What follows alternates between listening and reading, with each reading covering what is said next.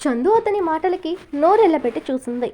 బయట డీసెంట్గా ఉండే అతను తన దగ్గర లిమిట్లెస్గా అల్లరి చేస్తాడని ఆమెకి ఈ మధ్య అనుభవం అయింది, కానీ ఇలా మాట్లాడగలడని మాత్రం ఇవాళే తెలిసింది చంద్రికకి.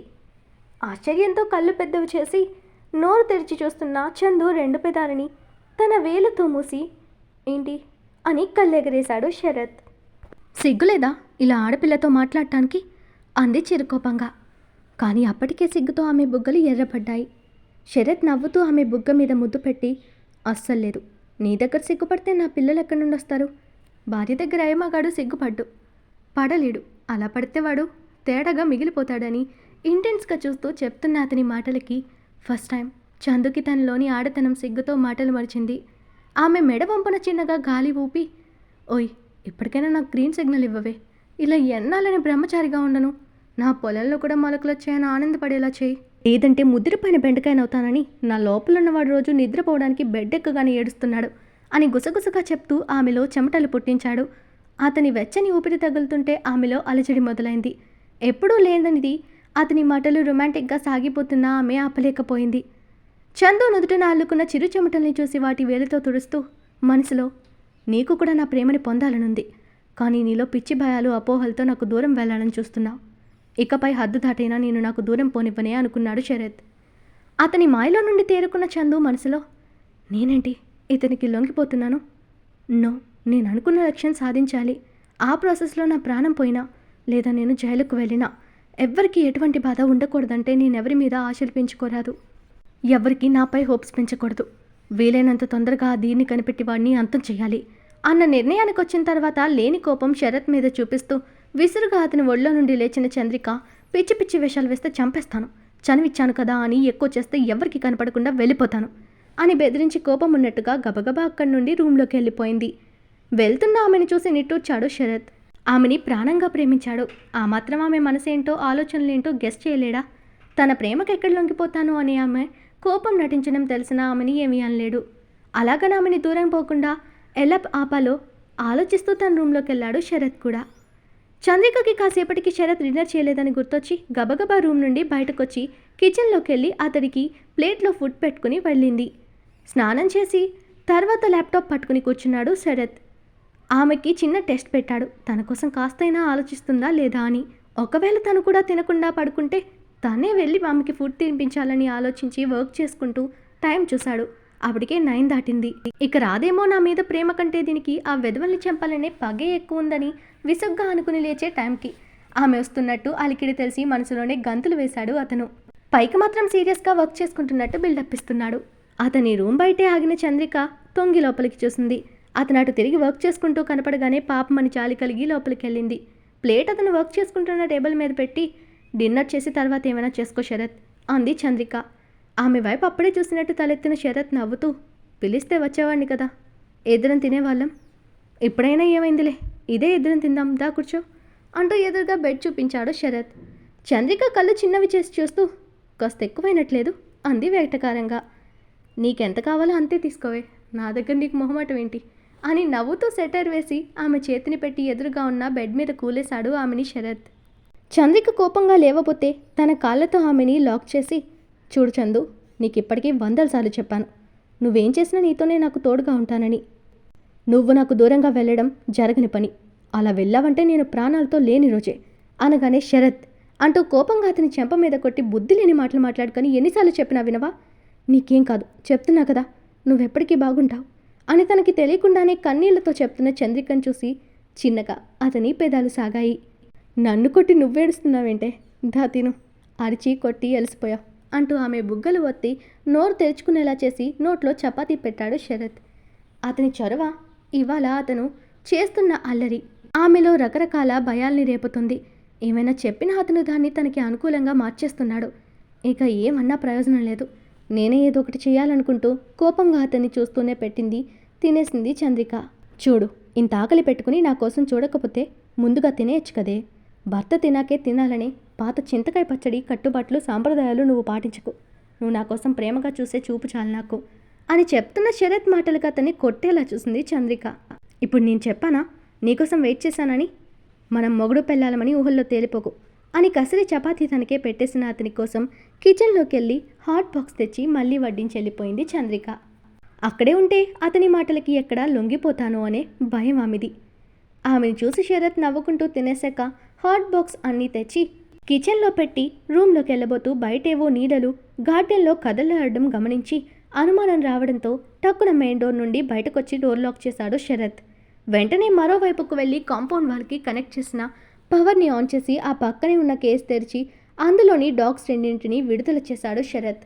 శరత్ బయటకు రావడం చూసిన జనార్దన్ మనుషులు చీకట్లోకి నక్కి ఒకరికొకరు సైగలు చేసుకున్నారు. అతనొక్కడే కాబట్టి చంపైనా సరే లోపలున్న అమ్మాయిని తీసుకుపోవాలని డిసైడ్ అయి తమ చేతుల్లోని వెపన్స్తో అటాక్కి సిద్ధపడ్డారు. కానీ శరత్ వెనక వైపు వెళ్లడం చూసి అనుమానంతో వాళ్ళు కూడా రాపోతూ ఒక్కసారిగా అరుస్తూ పరుగున వస్తున్న పెద్ద పెద్ద పళ్ళతో కూరలు చాపి చంపడానికి వస్తున్న డాగ్స్ని చూడగానే అందరికీ గుండాగినంత పనైంది. రే, వాడు తెలివిగా కుక్కల్ని వదిలాడు, అందరూ గోడ దూకేయండి అంటూ గేట్లో నుండి బయటపడడం కుదరదు కనుక గోడ దూకాలని ఆలోచించారు. శరత్ ట్రాప్ తెలియక అందరూ పరుగున వాల్ దగ్గరకు వెళ్లారు. అందులో ఒకడు జంప్ చేసి గోడపైకి చేతులు పెట్టగానే హై వోల్టేజ్తో కరెంట్ షాక్ తగిలి ఎగిరి 10 అడుగుల దూరంలో పడి తిరిగి లేవలేదు అతను. అప్పుడు వాళ్ళకు అర్థమైంది శరత్ తమని పూర్తిగా లాక్ చేశాడని. తప్పించుకునే దారి లేదు కాబట్టి దాడి చేయడానికే పూనుకున్నారు. కుక్కల మీదకి దూకుతుంటే వాటిని తమ చేతుల్లోకి వెపన్స్లో డిఫెండ్ చేసుకుంటూ కొందరు శరత్ మీదకు వెళ్లారు. శరత్ డోర్ వేసిన చప్పుడు విన్న చంద్రిక ఈ టైంలో బయటికి ఎందుకు వెళ్తున్నాడు, అది కూడా చెప్పకుండా అనుకుంటూ హాల్లోకి వచ్చేసరికి బయట పెద్దగా కుక్కల అరుపులతో పాటు అవి దాడి చేసి కరుస్తుంటే జనార్దన్ మనుషులు పెడుతున్న గావు కేకలు విని ఆమెకి విషయం అర్థమైంది. బయట శరత్ ఒక్కడే ఉన్నాడు. అతనికి హెల్ప్గా తను కూడా వెళ్దామనుకుని డోర్ తీయడానికి చూస్తే అది బయట నుండి శరత్ లాక్ చేయడంతో ఓపెన్ కాలేదు. అతనికి ఏమవుతుందో అని కంగారుగా విండో తీసి చూసింది చంద్రిక. శరత్ తనపై చిన్న దెబ్బ కూడా పడనీయకుండా తనని చుట్టుముట్టిన నలుగురిని కొడుతున్నాడు. కానీ ఎంతమంది వచ్చారో అతన్ని ఏం చేస్తారో అన్న భయంతో చంద్రిక పరుగున వెళ్ళి క్రిష్కి కాల్ చేసింది. హాస్పిటల్లో ఉన్న క్రిష్ చంద్రిక ఆ టైంలో ఫోన్ చేయడం నార్మల్గా తీసుకుని నవ్వుతూ కాల్ లిఫ్ట్ చేసి హలో చందు అనగానే చంద్రిక ఏడుస్తూ బావా ఇక్కడ ఎవరు వచ్చి శరత్ మీద దాడి చేస్తున్నారు, నాకు భయంగా ఉంది, నేను హెల్ప్ చేద్దామంటే శరత్ నన్ను ఇంట్లో లాక్ చేసి ఒక్కడే బయటికి వెళ్ళాడు అని గొక్క తిప్పుకోకుండా విషయం అంతా చెప్పింది చంద్రిక క్రిష్కి. చందు రిలాక్స్, సెక్యూరిటీ ఏమైంది, వాచ్మెన్ లేడా అని అడుగుతూనే కార్ కీస్ తీసుకుని ఫాస్ట్గా బయటకు నడిచాడు క్రిష్.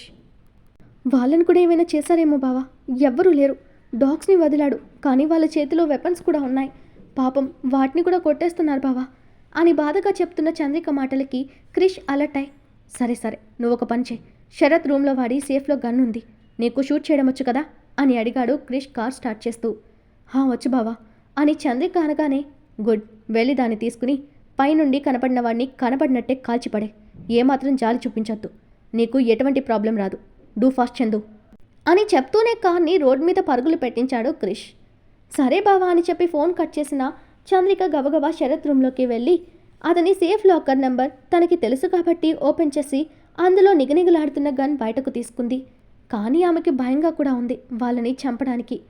అంతలో ఒక కుక్క గట్టిగా అరిచి కామ్ అవ్వడంతో దాన్ని చంపేశారని అర్థమై ఏ ఆలోచన లేకుండా ఫాస్ట్గా శరత్ రూమ్ బాల్కనీలోకి వెళ్ళి అక్కడి నుండి కనపడుతున్న రౌడీల మీదకు షూట్ చేయడం స్టార్ట్ చేసింది చంద్రిక. 1-2 బుల్లెట్స్ పక్కకు పోయినా 4గురినైతే కాల్చేసింది ఆమె. ఉన్న 10 మందిలో అప్పటికే శరత్ కొట్టిన దెబ్బలకి డాగ్స్ అటాక్ అవ్వడం వల్ల 4 గాయాలు కదల్లేని స్థితిలో ఉంటే ఇప్పుడు 4గురిని చంద్రిక షూట్ చేయడంతో మిగిలిన 2 భయంతో పారిపోవడానికి గేట్ వైపు పరుగులు తీశారు. కానీ శరత్ వాళ్ళని వదల్లేదు. చంద్రిక చేసిన పనికి 1 నిమిషం ఆమెను అలాగే ప్రౌడ్ ఫీలింగ్తో చూస్తూ ఉంటే చంద్రిక అతన్ని అలర్ట్ చేస్తూ శరత్ వాళ్ళు పారిపోతున్నారు, పట్టుకో వదలకని అరవడంతో తేరుకున్న శరత్ రాడ్ తీసుకుని వాళ్ళని వెంటాడి మరీ కొట్టి పడేశాడు. ఇద్దరిని జుట్టు పట్టుకుని లాక్కొచ్చి పడేసిన శరత్ చందు నువ్వు లోపలికెళ్ళు, వీళ్ళ సంగతి నేను చూసుకుంటాను అన్నాడు. ఆమె ఆ పని చేయలేదు. గన్ సేఫ్గా నడుములోకి దోపుకుని అక్కడున్న పైప్ పట్టుకుని ఒకేసారి కిందకి జారి అతని దగ్గరకు వెళ్ళిపోయింది. ఎదురుగా నిలబడిన చంద్రికని చూసి కోపంగా ఏయ్ నిన్ను రావద్దన్నాను కదా అన్నాడు. ఇంకెవరైనా వచ్చి ఆమెను ఏమైనా చేస్తారని టెన్షన్తో అరిచాడు శరత్. నా గురించి వదిలేసి వీళ్ళెవరో ఎందుకు వచ్చారో కనుక్కో, నేను బావకు ఫోన్ చేశాను, ఆయన వచ్చేస్తూ ఉంటారు అని కూల్గా చెప్తూ నడుములో దొప్పుకున్న గన్ తీసి ఆ రౌడీ తలకి గురిపెట్టింది చంద్రిక. శరత్ ఆమె ధైర్యానికి ఎప్పుడూ ముగ్ధుడే.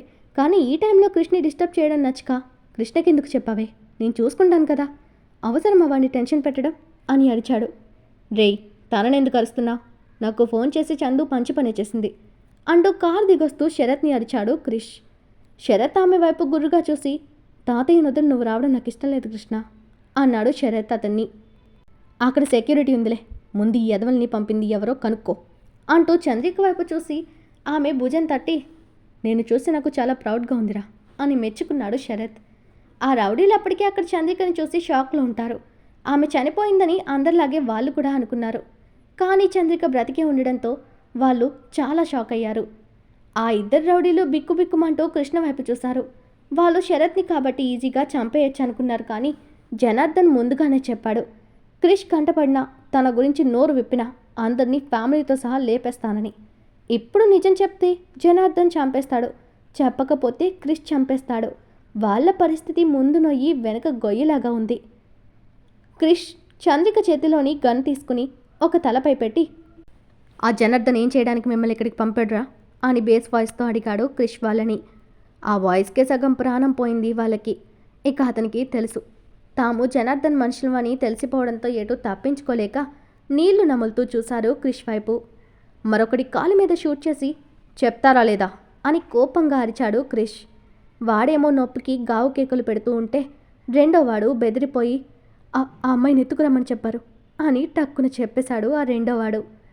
క్రిష్కి వస్తున్న కోపానికి ఎదురుగా ఉన్న ఆ రౌడీలని నిర్దాక్షిణ్యంగా గన్లోని బుల్లెట్స్ ఖాళీ అయ్యేదాకా కాల్చి పడేశాడు. శరత్ అతన్ని ఆపుతున్న ఆవేశంతో ఊగిపోతూ, వదలరా, ఆ జనార్దన్ని కూడా చంపి పారేస్తాను ఇవాళ అని కోపంగా అరిచాడు క్రిష్. బావగారు అని చంద్రిక అతని చేతిని పట్టుకోగానే కాస్త ఆవేశం కంట్రోల్ చేసుకుంటూ, నువ్వు లోపలికి వెళ్ళు చందు అన్నాడు క్రిష్. ముందు మీరు కూడా లోపలికి పదండి అని బలవంతంగా లోపలికి తీసుకొచ్చి సోఫాలో కూర్చోబెట్టి వాటర్ తెరిచిచ్చింది చంద్రిక క్రిష్కి. క్రిష్ మౌనంగా వాటర్ తాగి, వీళ్ళ ఆకృత్యాలు రోజు రోజుకి ఎక్కువైపోతున్నాయి. తాతయ్య ఇలా అవడానికి కారణం కూడా వాళ్ళే అని నా డౌట్. ఇన్నాళ్ళు రెచ్చిపోయిన వాళ్ళకి చెక్ పెట్టాల్సిన టైం వచ్చింది అని కసిగా అన్నాడు క్రిష్. బావగారు మీరు ఆవేశంతో కాకుండా ఆలోచనతో ఏదైనా చేయండి. మిమ్మల్ని నమ్ముకుని హక్కుందని మర్చిపోయారా అని మోహన్ని గుర్తు చేసింది చంద్రిక అతనికి. క్రిష్ ఆలోచిస్తున్నాడు.